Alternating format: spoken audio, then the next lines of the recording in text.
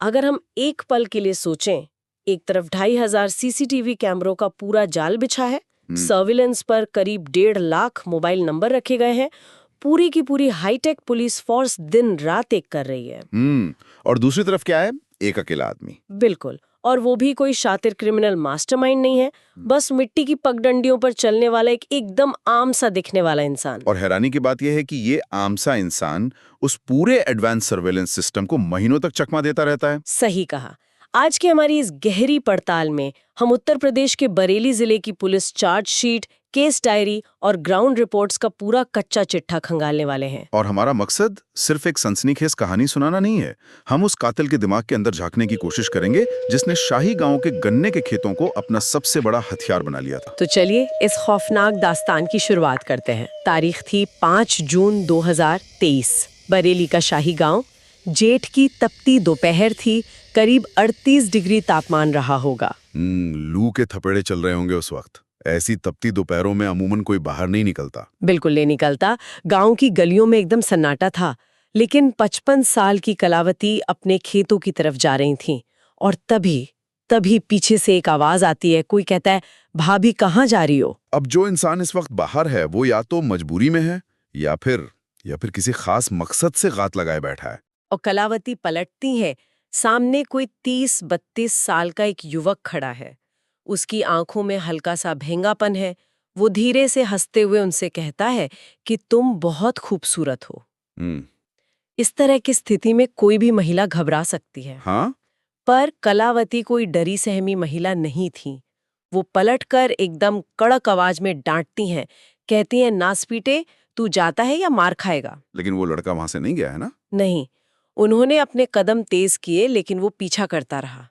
गन्ने के खेतों के पास आकर उसने कुछ बेहद भद्दा सा कमेंट किया और कलावती का गुस्सा फूट पड़ा। उन्होंने अपनी चप्पल निकालने की कोशिश की और वहीं पर उसने हमला कर दिया। हाँ, अचानक उस युवक ने उनका हाथ पकड़ा, उन्हें गन्ने के 7-8 फीट ऊंचे खेतों के अंदर खींच लिया और कलावती की ही साड़ी के पल्लू से उनका गला घोंट दिया। ये बहुत ही खौफनाक है और यहीं से दरअसल एक पैटर्न की शुरुआत होती है। उस शख्स ने सिर्फ हत्या नहीं की थी। नहीं, उसने लाश के साथ बहुत बर्बरता की थी। बिल्कुल, उसने उन्हें गालियां दी और वहां से फरार होने से पहले कलावती की नथनी और बालियां भी उतार लीं। जब शाम को मजदूरों को उनकी लाश मिली, तो किसी ने सपने में भी नहीं सोचा था कि ये सिर्फ एक शुरुआत है। मतलब इसके बाद 19 जून को 40 साल की धनवती की ठीक इसी तरीके से हत्या होती है। सेम मोडिस ऑपरेंडी के साथ। हाँ, फिर 22 जून, 30 जून और 23 अगस्त, एक के बाद एक लगातार हत्याएं, सब में एक ही तरीका। दोपहर का वक्त, महिला की उम्र 40 से 55 के बीच और वो गन्ने का खेत। इसका असर तो गांव वालों पर बहुत भयानक हुआ होगा। खौफ का माहौल था। शाही थाना क्षेत्र के गांवों में लोगों ने अपनी औरतों को खेतों में भेजना ही बंद कर दिया। जाहिर है, जान का खतरा इतना बड़ा जो था। अब जब इतना खौफ फैलेगा तो सिस्टम पर दबाव आना तो तय है। तत्कालीन एसएसपी सुशील चंद्रभान ने अपनी पूरी ताकत झोंक दी। उन्होंने वो सारी सर्विलांस तकनीकें लगा दी जो पुलिस के पास थी। हाँ, 2200 सीसीटीवी कैमरों की फुटेज खंगाली गई, 600 नए कैमरे लगाए गए, 1.5 लाख मोबाइल नंबरों का डेटा डंप निकाला गया, लेकिन नतीजा एकदम शून्य। सिफर, कुछ हाथ नहीं लगा। वेट, मुझे ना ये बात सच में समझ नहीं आती। हम मास सर्वेलेंस के दौर में जी रहे हैं। दिन दहाड़े इतनी हत्याएं करने वाला एक इंसान इतने बड़े हाईटेक नेटवर्क को कैसे मात दे सकता है? क्योंकि पुलिस एक कह सकते हैं कि एक डिजिटल भूत को ढूंढ रही थी, जबकि कातिल पूरी तरह से एनालॉग था। तकनीक की एक बहुत बड़ी कमजोरी होती है। क्या कमजोरी? ये तभी काम करती है जब आप इसके इकोसिस्टम का हिस्सा हो। अगर कोई डिजिटल दुनिया में है ही नहीं तो तकनीक अंधी हो जाती है। मतलब वो इंसान मोबाइल इस्तेमाल ही नहीं कर रहा था? बिल्कुल नहीं। वो ना तो मोबाइल रखता था, ना पक्की सड़कों पर चलता था। अब आप ही बताइए, सीसीटीवी कैमरा चौराहों पर लगे होते हैं या मेन रोड्स पर? गन्ने के गहरे खेतों के अंदर या मिट्टी की उन संकरी पगडंडियों पर तो कैमरे नहीं होते ना। बात तो सही है। तो जब कोई इंसान उस रडार के क्षेत्र में दाखिल ही ना हो तो रडार भला उसे क्या पकड़ेगा? और जब ये रडार फेल हो गया, तब एंट्री होती है नए एसएसपी अनुराग आर्य की, 26 जून 2024 को। इन्वेस्टिगेशन का एक बहुत ही क्रूशियल शिफ्ट था, बहुत अहम बदलाव। जब आसमान से निगरानी करने वाली वो डिजिटल तकनीक फेल होती है ना, तो आपको जमीन पर उतरना पड़ता है। बीट सिपाही पुलिस महकमे की वो कड़ी होते हैं जो सीधे जमीन से जुड़े होते हैं। जो लोगों के बीच रहते हैं, जो रोजमर्रा में गांव वालों के साथ चाय पीते हैं, जिन्हें पता होता है कि किसके घर में क्या चल रहा है, कौन नया आदमी गांव में घूम रहा है। सही कहा। एक ड्रोन आपको ये कभी नहीं बता सकता कि कल रात गांव की चौपाल पर कौन अजनबी बैठा था या कौन अजीब तरह से बर्ताव कर रहा था, लेकिन एक बीट सिपाही ये नोटिस कर लेता है। लेकिन खाली सिपाही उतारने से भी तो बात नहीं बनती ना, उन्हें पता तो होना चाहिए कि वो आखिर ढूंढ किसे रहे हैं। हाँ, एक प्रोफाइल तो चाहिए ही थी। और यहीं पर पुलिस ने उस कातिल के दिमाग को पढ़ना शुरू किया। एसएसपी आर्या ने एक साइकोलॉजिस्ट को बुलाया ये एक बहुत स्मार्ट मूव था। और जब सारी पोस्टमार्टम रिपोर्ट्स उस साइकोलॉजिस्ट के सामने रखी गईं, तो एक ऐसी डिटेल सामने आई जो मेरे लिए इस पूरी केस फाइल का सबसे चौंकाने वाला हिस्सा था। बाईं तरफ की गांठ। एग्जैक्टली। हर हत्या में शिकार के गले पर जो साड़ी या दुपट्टे से फंदा बनाया गया था, उसमें गांठ हमेशा लेफ्ट साइड यानी बाईं ओर लगी थी। मैं सोच रही थी, क्या ये सिर्फ एक इत्तेफाक नहीं हो सकता? साइकोलॉजी और फोरेंसिक की दुनिया में इतने सारे इत्तेफाक एक साथ नहीं होते। बाईं तरफ की गांठ साफ तौर पर यह बताती है कि हत्यारा राइट हैंडेड है। अच्छा, वो कैसे? देखिए, जब एक राइट हैंडेड व्यक्ति सामने से गला घोंटता है, तो वो अपने मजबूत हाथ यानी दाएं हाथ से पल्लू को खींचकर बाईं तरफ सबसे ज्यादा दबाव बनाता है। ओहो, ये तो बहुत स्पेसिफिक डिटेल है। और इससे भी बड़ी बात जो साइकोलॉजिस्ट ने नोटिस की, वो ये थी कि ये काम जल्दबाजी या घबराहट में बिल्कुल नहीं किया जा रहा था। मतलब ये उसका एक सिग्नेचर था, अपनी एक छाप छोड़ने का तरीका। हाँ, ये बताता है कि कातिल बेहद फोकस्ड था। ये गुस्से में हुआ कोई रैंडम मर्डर नहीं था, जहां इंसान बस अंधाधुंध वार करता है। उसका एक फिक्स पैटर्न था, जैसे कोई अनुष्ठान या रिचुअल हो। और पुलिस को जल्द ही इस बात का सबूत भी मिल गया कि वो आराम से बैठने वाला नहीं है। 2 जुलाई 2024, कोबुजिया जागीर गांव। एक और शिकार। हाँ, 45 साल की अनीता की लाश गन्ने के खेत में मिलती है। अनीता अपने मायके से लौट रही थी। अब यहाँ मुझे पुलिस डिपार्टमेंट के अंदर चलने वाला टकराव बड़ा दिलचस्प लगा। क्या हुआ था? जो स्थानीय पुलिस थी ना, वो इसे बैंक एफडी के लालच में हुई लूट मान रही थी। उन्हें लगा ये पैसों के लिए किया गया मर्डर है, जो कि एक नॉर्मल पुलिसिंग रिफ्लेक्स है। आमतौर पर हत्या के पीछे पैसा, प्रॉपर्टी या कोई आपसी रंजिशी तो होती है। लेकिन एसएसपी आर्या तुरंत समझ गए कि नहीं, ये उसी सीरियल किलर का काम है। मोडस ऑपरेंडी एकदम वही था। और इसके बाद उन्होंने वो ऑपरेशन शुरू किया जो वाकई काबिले तारीफ है। बिल्कुल। यहीं से पुलिस ने एक ऐसा ऑपरेशन शुरू किया जिसे सुनकर किसी भी स्पाई थ्रिलर फिल्म की याद आ जाए। पुलिस ने खुद को एक चारे की तरह खेतों में उतार दिया। Undercover operation. भयंकर गर्मी पड़ रही थी और महिला पुलिसकर्मी सीधे पल्ले की भारी साड़ियां पहनकर खेतों में मजदूर बन गईं। उम्रदराज पुलिस वाले धोती कुर्ते में खेतों में काम करने लगे और उनके कपड़ों में बॉडी कैमरे छिपे हुए थे। हाँ, ये एक proper cat and mouse game बन चुका था, चूहे बिल्ली का खेल। ऐसा करना जरूरी भी था। जब आपके पास कोई डिजिटल सुराग नहीं होते, तो आपको अपराधी को फिजिकल दुनिया में गलती करने के लिए मजबूर करना पड़ता है। और इसके लिए वहां मौजूद रहना जरूरी है जहां वो शिकार करने आता है। एक सीरियल किलर बहुत सतर्क होता है।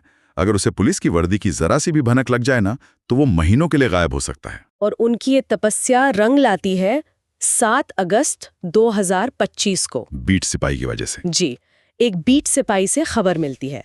वो बताता है कि एक आदमी है जो अक्सर खेतों के आसपास अजीब तरीके से मंडराता रहता है, महिलाओं से बातें करने की कोशिश करता है और उसे गांव के कच्चे रास्तों की चप्पे चप्पे की जानकारी है। यही तो ग्राउंड इंटेलिजेंस की ताकत है। सादे कपड़ों में 4 सिपाही सरफराज, उत्तम, शेखर और अमित उस संदिग्ध को घेरते हैं और जिस तरह से उसे अप्रोच किया गया वो बहुत अप्रत्याशित था।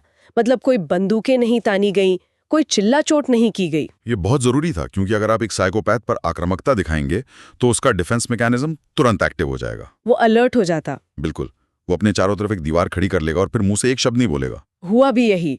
सिपाही सरफराज बहुत ही कैजुअल तरीके से उसके पास जाते हैं, एकदम आराम से पूछते हैं, भैया चाय पियोगे? और उसका जवाब क्या था? वो जवाब देता है, पीऊंगा, चीनी कम रखना। बाप रे। सोचिए, जो आदमी इतनी हत्याएं कर चुका है, वो कितनी बेफिक्री से अपनी चाय में चीनी की मात्रा बता रहा है। उसके अंदर कोई खौफ नहीं था। बातों बातों में नाम पता चलता है कुलदीप गंगवार। और फिर पुलिस को उसकी सबसे कमजोर नस मिल जाती है। वो क्या थी? कुलदीप सिपाही अमित से कहता है कि उसकी पत्नी उसे छोड़कर चली गई है और उसे दूसरी शादी करनी है। यहीं पर पुलिस ने उस आहा मोमेंट का फायदा उठाया होगा। बिल्कुल, उन्होंने तुरंत अपने मोबाइल में एक महिला कांस्टेबल की फोटो निकाली, उसे दिखाई और कहा, अरे हम तुम्हारी शादी करवा देंगे, चलो हमारे साथ। और वो खुशी खुशी उनके साथ थाने आ गया। ये पुलिस की प्रेजेंस ऑफ माइंड थी। लेकिन मुझे ना एक बात समझाइए, ये ट्रिक काम क्यों कर गई? वो इतना बेवकूफ तो नहीं था कि राह चलते लोगों पर शादी के लिए तुरंत भरोसा कर ले और उनके साथ चला जाए? ये बेवकूफी नहीं थी, ये प्योर साइकोलॉजी थी। इस कातिल का मुख्य मनोवैज्ञानिक ट्रिगर क्या था? महिलाओं द्वारा ठुकराया जाना, रिजेक्शन। अच्छा। जब पुलिस ने उसे खुद सामने से एक महिला की तस्वीर दिखाकर शादी का ऑफर दिया, तो उस ऑफर ने सीधे उसके ईगो को वैलिडेट किया। उसे लगा कि कोई तो उसे एक्सेप्ट कर रहा है। एग्जैक्टली। उसके अंदर के उस रिजेक्शन वाले ट्रॉमा को कुछ पल के लिए शांत कर दिया। इसलिए उसने अपना गार्ड डाउन कर लिया और वो उनके साथ चला गया। ये बहुत ही गहरी बात है। और थाने पहुंचकर जब उससे हत्याओं के बारे में पूछा गया, तो उसने जो कहा वो सच में डरावना था। वो घबराया नहीं, बल्कि हंसने लगा। उसने कबूल कर लिया। हाँ, उसने कहा, हाँ, कई को मारा है। जो औरत मुझसे सही से बात नहीं करती, उसे मार डालता हूं। वो औरतों से अश्लील बातें करता था, और जब वो गाली देती या उसे धक्का देती, तो उसका खून खौल जाता था। ये पूर्ण रूप से एक साइकोपैथिक टेंडेंसी है। उसे अपने किए पर कोई पछतावा नहीं था। वो विक्टिम को ही दोषी ठहरा रहा था कि उनके ना कहने की वजह से या उनके विरोध करने की वजह से उसे हत्या करनी पड़ी। लेकिन यहाँ मुझे एक बड़ा कॉन्ट्रडिक्शन नजर आता है। कुलदीप ने बार बार कहा कि वो ये सब पैसे के लिए नहीं करता था, उसका मकसद सिर्फ अपना गुस्सा ठंडा करना था। तो फिर वो उन औरतों की नथनी, बालियां या बिंदी क्यों ले जाता था? अगर लूट का इरादा नहीं था, तो इन सस्ती चीजों को चुराने का क्या मतलब बनता है? इसे क्रिमिनोलॉजी में समझना बहुत जरूरी है। ये लूट थी ही नहीं, ये सोविनियर्स या ट्रॉफियां इकट्ठा करना था। सोविनियर्स? लेकिन एक सस्ती बिंदी या चूड़ी से उसे क्या मिलेगा? उसकी कोई मॉनेटरी वैल्यू तो है नहीं। मॉनेटरी वैल्यू नहीं, लेकिन साइकोलॉजिकल वैल्यू बहुत बड़ी होती है। उसे एक साइकोलॉजिकल एंकर मिलेगा। मतलब निशानी के तौर पर? हाँ, सीरियल किलर के लिए हत्या सिर्फ एक घटना नहीं होती, ये पावर और कंट्रोल का चरम अनुभव होता है। वो खुद को भगवान समझने लगता है उस पल। और जब हत्या पूरी हो जाती है, तो वो उस नशे को, उस पावर ट्रिप को दोबारा जीना चाहता है। वो बिंदी या चूड़ी उसके लिए एक न्यूरोलॉजिकल ट्रिगर का काम करती है। तो वो उन्हें देखकर खुश होता था?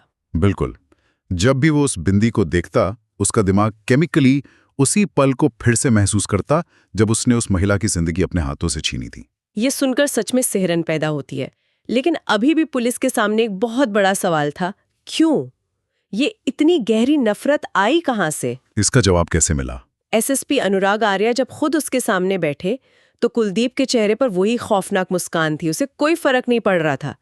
लेकिन जैसे ही एसएसपी ने मरने वाली उन महिलाओं की तस्वीरें टेबल पर उसके सामने रखी, कुलदीप अचानक टूट गया। वो तस्वीरें देखकर? हाँ, वो फूट फूट कर रोने लगा और बोला, साहब ये सब एक जैसी थी। मुझे लगता है इसी पल में उस हत्यारे के अवचेतन मन की, उसके सबकॉन्शियस की सबसे गहरी परत खुल गई होगी। बिल्कुल। उसने बताया कि वो सारी महिलाएं उससे अपनी सौतेली माँ जैसी लगती थीं। बचपन में उसकी सौतेली माँ ने उसे बहुत बुरी तरह प्रताड़ित किया था, और उसी की वजह से कुलदीप की सगी माँ की जान भी गई थी। तो ये सारा गुस्सा बचपन से जमा हो रहा था। हाँ, और बाद में उसकी पत्नी भी उसे छोड़कर चली गई। वो कहता है कि 40-50 साल की उन औरतों का पहनावा और उनकी उम्र उसे अपनी सौतेली माँ की याद दिलाते थे, और वो उन्हें मारकर मानो अपनी सौतेली माँ को सजा दे रहा था। मनोविज्ञान में इसे डिस्प्लेस्ड एंगर या विस्थापित क्रोध कहते हैं। ये उसका एक टेक्स्ट बुक उदाहरण है। लेकिन रुकिए, मुझे यहाँ थोड़ा डाउट है। दुनिया में ऐसे लाखों लोग हैं जिनके बचपन बहुत दर्दनाक रहे हैं, जिनका बुरा ब्रेकअप होता है या जिन्हें सौतेले माता पिता से तकलीफ मिलती है। सही बात है। वो सब तो गन्ने की खेतों में जाकर अनजान और मासूम महिलाओं का गला नहीं घोटते ना।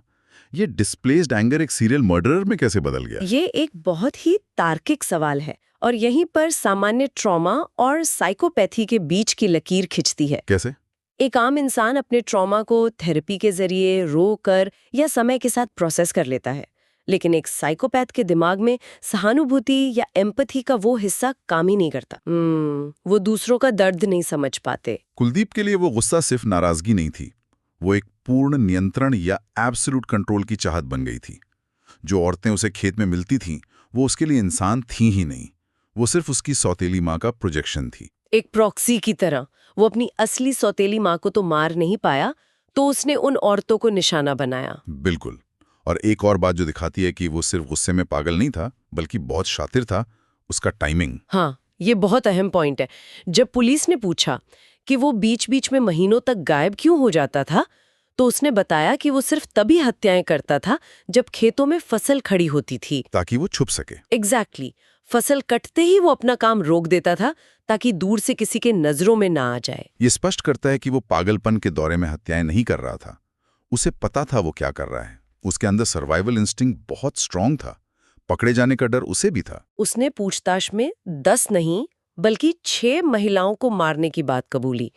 बाकी जो हत्याएं थी वो शायद कोई कॉपी कैट रहा हो या फिर वो अलग मामले हों। लेकिन कोर्ट में सिर्फ बातों और कबूलनामे से काम नहीं चलता, कड़े सबूत चाहिए होते हैं। सही कहा। और इसीलिए एसएसपी आर्या ने एक डमी मंगवाई। उन्होंने कुलदीप को एक दुपट्टा देकर कहा कि दिखाओ तुम ये सब कैसे करते थे। ये इन्वेस्टिगेशन का सबसे क्रिटिकल टेस्ट होता है। इसमें झूठ तुरंत पकड़ा जाता है। और कुलदीप ने डमी के गले में ठीक उसी तरह लेफ्ट साइड से गांठ लगाई और पूरी ताकत से खींच दिया। बिल्कुल वही तरीका जो पोस्टमार्टम रिपोर्ट में लिखा था। एकदम वही, जिसे पुलिस और कातिल के अलावा कोई नहीं जानता था। वो एक डमी टेस्ट था जिसने सारे शक खत्म कर दिए। इस पूरी कहानी को अगर हम समेटे तो आज के समय में जहां हम डिजिटल सर्वेलेंस को एकदम अचूक मान बैठे हैं, शाही गांव का ये केस हमें वापस जमीन पर ले आता है। तकनीक हमें ये बता सकती है कि कोई व्यक्ति कहाँ है, लेकिन वो ये कभी नहीं बता सकती कि वो ऐसा क्यों कर रहा है। सही बात है। जब करोड़ों का सेटअप एक आम इंसान के सामने फेल हो गया, तब काम आई हमारी इंसानी सूझबूझ। काम आए वो बीट सिपाही जो पगडंडियों पर चलते हैं, और काम आए वो साइकोलॉजी जिसने उस कातिल के दिमाग के अंदर के नक्शे को पढ़ा। ह्यूमन इंटेलिजेंस का कोई विकल्प नहीं है। आज की इस गहरी पड़ताल को खत्म करने से पहले एक ऐसा सवाल है जो हम सबको सोचने पर मजबूर करता है। वो क्या? जब किसी इंसान के भीतर बचपन का इतना गहरा ट्रॉमा, इतनी गहरी नफरत किसी ज्वालामुखी की तरह पल रही होती है, तो क्या